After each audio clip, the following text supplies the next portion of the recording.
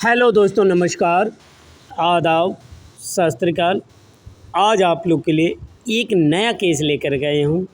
ये देख रहे हैं जो जॉन्डिस जिसको बोलते हैं, लेकिन जॉन्डिस उसे पीलिया भी बोलते हैं।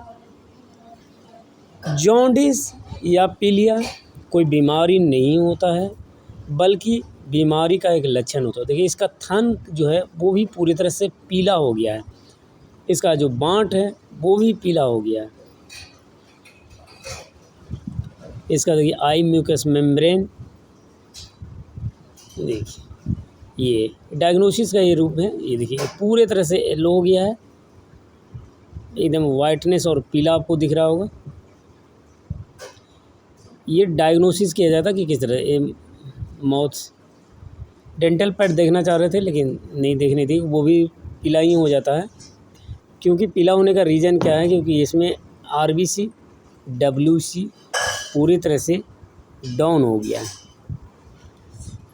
लिम्फ नोड बढ़ा हुआ नहीं है इसका। और ये देखिए इसका टेम्परेचर ले रहे हैं।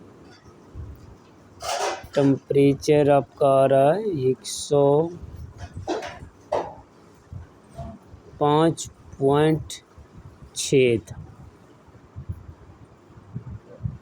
और ये देखिए भलवा लिप्स आपको दिखा रहे हैं, पूरी तरह से येलो हो गया है, पूरा एकदम पीलापन में है, जिसे आप लोग आम भाषा में बोलते हैं कि ये जॉन्डिस हो गया या इसे पीलिया हो गया। दूध पूरी तरह से ख़त्म हो गया है इस गाय का। सुबह मात्र 1 लीटर दूध किया है, पशुपालक के द्वारा बताया गया। तो इस तरह करके आपको डायग्नोसिस करना है।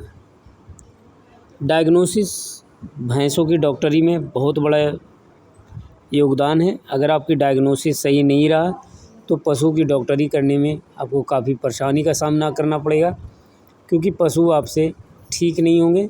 3-4 दिन आपको ट्रीटमेंट करना पड़ेगा, और कोई भी पशुपालक आपको 3-4 दिन आपका इलाज तभी करवाएगा जब अगल बगल वाले सब 3-4 दिन इलाज करेंगे। आपको अगर सिंगल शॉट ट्रीटमेंट कोई करने वाला रहेगा तो वहाँ पर आपका धीरे धीरे कम होते जाएगा केस। तो इसीलिए मैं बार बार और हर वीडियो में मैं यही बोलता हूँ कि आपकी डायग्नोसिस बेटर होनी चाहिए, तभी भैंसों की डॉक्टरी संभव है। अगर डायग्नोसिस सही नहीं है तो भैंसों की डॉक्टरी तो उतना हमारे यहाँ तो पशुपालक ही कर लेते हैं। तो ये जो आप जो केस जो देख रहे हैं, सबसे पहले तो इसके बारे में आपको जानकारी होना चाहिए कि ब्लड लॉस होने का कौन कौन से कारण हैं। ब्लड लॉस में प्रोटोजोअल में कौन से कारण हैं, इसके प्रोटोजोअल के अलावे किस कारण से ब्लड लॉस हो सकता है, ये आपको डायग्नोसिस आना चाहिए। प्रोटोजोअल में आपका एनाप्लाज्मा में भी आपका ब्लड लॉस होता है, क्योंकि एनाप्लाज्मा का जो प्रोटोजोआ था, जो मार्कोजेलियम जो होता है नामक जो प्रोटोजोआ होता है, वो आरबीसी डब्ल्यूसी स्प्लीन को अटैक करता है। वहीं जो थालेरिया आपका होता है, थालेरिया में जो उसका प्रोटोजोआ होता है एनोलटा, पार्वा और एंटल, ये सब जो प्रोटोजोआ होता है वो आपका spleen, lymph node, RBC, WC सारे पर अटैक करता है, जिसके कारण भी ब्लड लॉस होता है। तीसरा कारण बवेशिया भी होता है, जिसमें आपका ब्लड लॉस होता है, क्योंकि बवेशिया का जो प्रोटोजोआ होता है वो भी आरबीसी को रैप्चर करता है, जिसके कारण ब्लड लॉस होता है। चौथा कारण में ट्रॉमेटिक भी हो सकता है, चोट के कारण ब्लड का बहाव ज़्यादा हो गया, जिसके कारण भी आपका आरबीसी डब्ल्यूसी डाउन हो सकता है। इस पशु में खास लक्षण ये भी नहीं है कि आपका लिम्फ नोड बढ़ा हुआ है। बहुत लोग यहाँ से लिम्फ नोड ढूंढते हैं कि लिम्फ नोड कहाँ गया, लिम्फ नोड एलार्ज हुआ कि नहीं, क्योंकि यहाँ आने के बाद पशु को बचाना मुश्किल ही नहीं नामुमकिन हो जाता है। लेकिन जो आप वीडियो में देख रहे हैं पशु, ये यहाँ से भी बच जाते हैं, बशर्ते आपकी डायग्नोसिस सही होना चाहिए। अगर आपकी डायग्नोसिस सही नहीं है तो आप यहाँ से पशु को बचा करके नहीं ला सकते। आपको सारी बीमारी के बारे सिम्टम के बारे में आपको जानकारी होना चाहिए। हर बीमारी का अलग अलग सिम्टम से आपको डिफरेंट करना है, तब जा कर के आप डायग्नोसिस करें।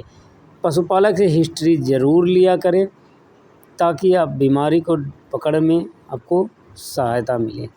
पशुपालक को भी बहुत चीज़ के बारे में जानकारी नहीं होता है। ये हमारी डायग्नोसिस के अनुसार ये पशु करीब 15 से 20 दिन से इसका तबीयत ख़राब था, लेकिन पशुपालक को पता ही नहीं था। पशुपालक से जब हिस्ट्री लिया तो उसने बोला कि ये 2 दिन से चारा कम खा रही थी और कल शाम से चारा पूरा बंद कर दिए। तो पशुपालक को भी पता नहीं रहता है, इसीलिए फिर भी उनसे आप पूछा करें, कहीं हो सकता है कुछ वैसी जानकारियाँ आपको दें जिनसे आपको डायग्नोसिस करने में मदद मिले। लेकिन अगर आप पूरी तरह से डिपेंडेंट हैं कि पशुपालक की हिस्ट्री से इलाज करें तो ये सही नहीं है, क्योंकि बहुत पशुपालकों को कुछ भी जानकारी नहीं होती है। अब इस जो पशु में आप देख रहे हैं कि हिस्ट्री में आ रहा है कि पशुपालक ने बताया कि 24 घंटा से चारा खाना बंद की है, जबकि डायग्नोसिस में ये आ रहा है 15 से 20 दिन से ये पशु जो है बीमार है, चारा खाते रहती है। ये प्रोटोजोअल में ये भी एक सिम्टम आते हैं कि पशु चारा खाते रहती है, लेकिन उसमें जो है कि आपका सबसे बड़ा लक्षण आएगा कि दूध का रेशियो आपका गिरेगा डायग्नोसिस में। लेकिन पशुपालक को ये पता ही नहीं है कि दूध घट रहा है, क्योंकि इसकी दुहाई जो है मशीन के द्वारा दूध निकाला जा रहा था। जब मशीन के द्वारा दूध निकालते हैं तो एक केन में 2-3 पशु का अगर दूध निकाला जाता है तो आपको ये पता नहीं चल पाता है कि ये कितना दूध कर रही है। मिल्क प्रोडक्शन आप ज़रूर पशुपालक से पूछें। अगर नहीं बता पा रहे हैं तो आप अपनी डायग्नोसिस के अनुसार अंदाज़ा लगाएं कि ये पशु कितने दिन से बीमार है, तभी आप उस पशुपालक अगर आप पशुपालक अगर पशु को देख करके डायग्नोसिस करके अगर पशुपालक को बताते हैं तो पशुपालक इस बात से खुश होता है कि डॉक्टर ने या जो भी पशु चिकित्सक हो उसने मेरी गाय की बीमारी को पकड़ लिया और सही इलाज करेगा। तो डायग्नोसिस जब भी आप करें तो पशुपालक को ज़रूर संतुष्ट करें कि कितने दिन से बीमार है। इस तरह के इलाज के लिए और तरह की गंभीर समस्या के लिए आप अपने नज़दीकी पशु चिकित्सक से ज़रूर संपर्क करें। और इस पशु का इलाज इस प्रकार किया गया, इसमें बुपरवाक्यून का इस्तेमाल किया गया, साथ में ओटी का इस्तेमाल किया गया, एनाल्जेसिक का इस्तेमाल किया गया और फ्लूइड का इस्तेमाल किया गया। जबकि यहाँ फ्लूइड देना सही नहीं होता है, लेकिन आप फ्लूइड को आपको चॉइस करना है कि कौन सा फ्लूइड देना है और कितना देना है, क्योंकि यहाँ पर ब्लड लॉस है। अगर हम फ्लूइड देते हैं ज़्यादा तो ब्लड और पतला हो जाएगा, जिसके कारण पशु की स्थिति और गंभीर होने का चांस रहता है। और इसमें फॉलोअप में आयरन की गोली वगैरह चलाया गया और ये 4 से 5 दिन में पशु ठीक हो जाए। इस तरह के अधिक जानकारी चैनल को